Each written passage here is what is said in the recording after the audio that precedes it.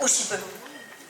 Et on se rend compte, alors c'est vrai de la différence au sein de nos enfants qui ne réagissent pas de la même façon, mais certains, c'est vrai, on est malheureux, on peut le dire, de cette place si étriquée pour la religion. Et on se rend compte que quand on a nos petits-enfants, eh bien, la prière du soir que l'on fait est un moment de paix et de joie et de paix avec nos petits-enfants. Et on le fait sans demander l'autorisation et ça se passe bien. Donc, on essaie vraiment de ne pas rater ce moment-là pour la transmission. Et puis après, le Saint-Esprit va nous aider. Et Jésus-Christ, bien évidemment, avec le Saint-Esprit.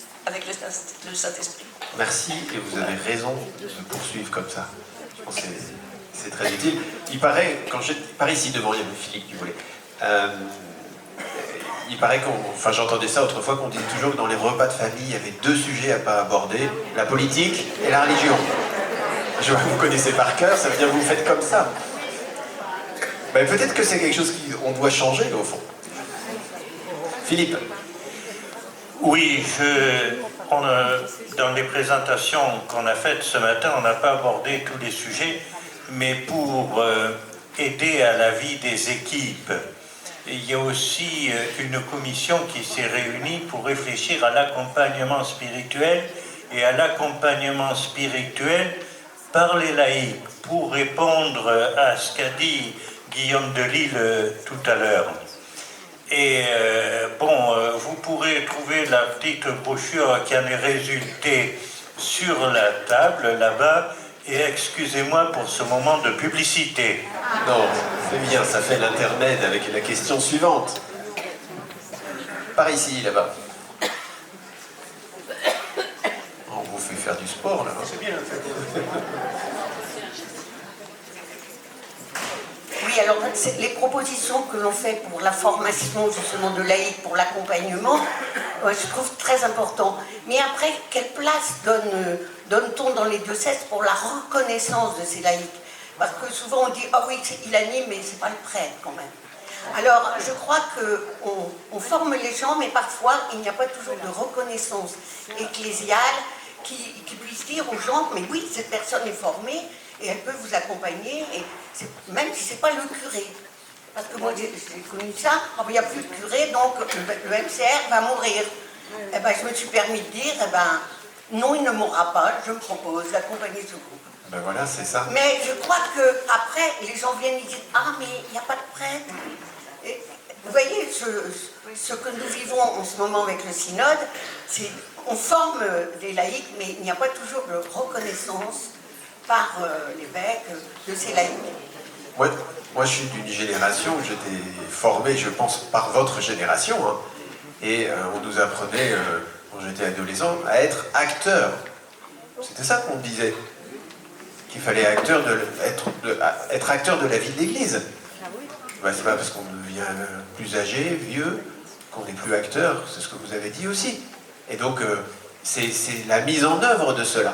Et je crois que, effectivement, la diminution du nombre de prêtres nous oblige à être acteurs d'une autre manière, d'une manière renouvelée, pour qu'ensemble, on soit des petites cellules de vie d'église, et puis de temps en temps, on accueille un prêtre qui nous aide aussi à avancer sur d'autres points, à célébrer l'Eucharistie peut-être, etc. Voilà, c'est là où il y a un travail de collaboration. Il n'y a pas le dessus qui enseigne le dessous. Vous voyez, je pense que ça doit être un peu derrière ce rapport. Et si on est le pape insistant sur l'église synodale, c'est parce qu'en utilisant ce mot, il dit quelque chose qu'on disait déjà quand vous aviez 40 ans. C'est-à-dire qu'on est acteurs ensemble. L'église, on l'a fait ensemble, tous des pierres vivantes. Il me semble qu'il y avait un bouquin de catéchèse qui s'appelait comme ça. Des pierres vivantes qui construisent l'église. Donc c'est bien ça, c'est bien la mise en œuvre de cela, au fond. Et donc il y a une réalité de ce qu'on a à vivre chacun, de la responsabilité qui est la nôtre, avec nos forces, avec là où on en est, chacun aussi, hein, simplement. Il y a une question là et une autre question là. Alors, ici, et puis ensuite on revient là. Je vais simplement raconter un fait.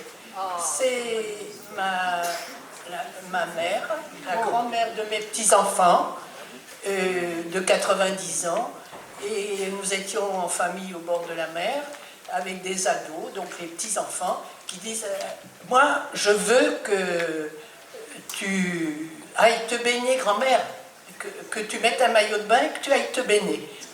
Ça, la grand-mère, elle dit « Oh, je ne vais pas me baigner à mon âge. » Et puis, les petits... Elle dit « Ah ben si, mais si je vais me baigner, vous venez à la messe dimanche. »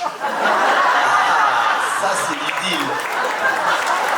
Alors, les petits enfants, les ados, 2 ados, 12 ans et 14 ans, ils n'étaient pas très... Ils n'avaient pas envie d'aller à la messe parce qu'ils n'étaient pas du tout... ils n'étaient même pas baptisés, je crois. Et donc, ils ont fini par accepter d'aller à la messe. Et la messe s'est déroulée, ils étaient très sages, très à l'écoute. Et puis, même un des plus jeunes, quand ils ont fait la quête, et il a cru que c'était pour le récompenser, donc la main dans la corbeille. Alors on l'a arrêté à temps, bien entendu. Mais on a quand même gagné quelque chose, c'est que le papa était très critique vis-à-vis de la religion, et c'était les ados, ses fils, qui défendaient en disant « Arrête papa, on fait ce qu'on veut, et Gisèle, elle fait ce qu'elle veut. » Voilà. Et ça a été terminé. Le papa, il s'est un peu arrêté. L'alliance de la grand-mère et des petits-enfants, ou des arrière-petits-enfants, ça fonctionne. C'est pas mal, ça.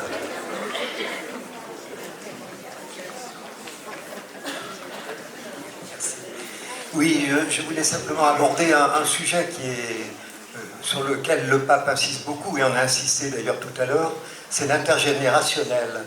Et l'intergénérationnel, ça ne consiste pas simplement à faire des réunions communes, mais je pense qu'il y a peut-être une réflexion à mener, quelles actions communes on peut mener. Par exemple, moi je me souviens toujours quand j'avais 16 ans, donc à l'époque ça s'appelait le collège, et on allait visiter avec Saint-Vincent-de-Paul des personnes âgées, et on pourrait le faire entre personnes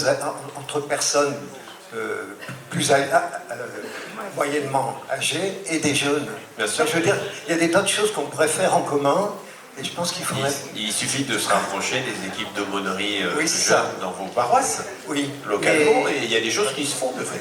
exactement. Et d'aller en binôme visiter une personne, vous parliez du binôme tout à l'heure, mais ça peut être un jeune de 16 ans ou de 15 ans qui accompagne...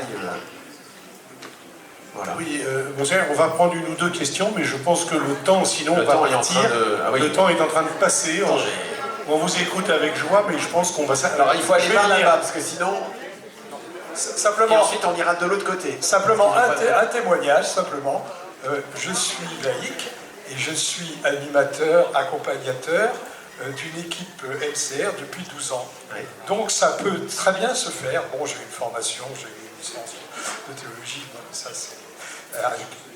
c'est à côté, mais les formations dans les diocèses sur la parole, par exemple, peuvent très bien suffire pour pouvoir accompagner une équipe. Peut-être je vais dire quelque chose qui n'est pas bien, hein. Mais vous savez, le fait d'avoir été pendant 60 ans, 70 ans à la messe, régulièrement, d'avoir participé à toutes choses dans la paroisse, ça vous donne une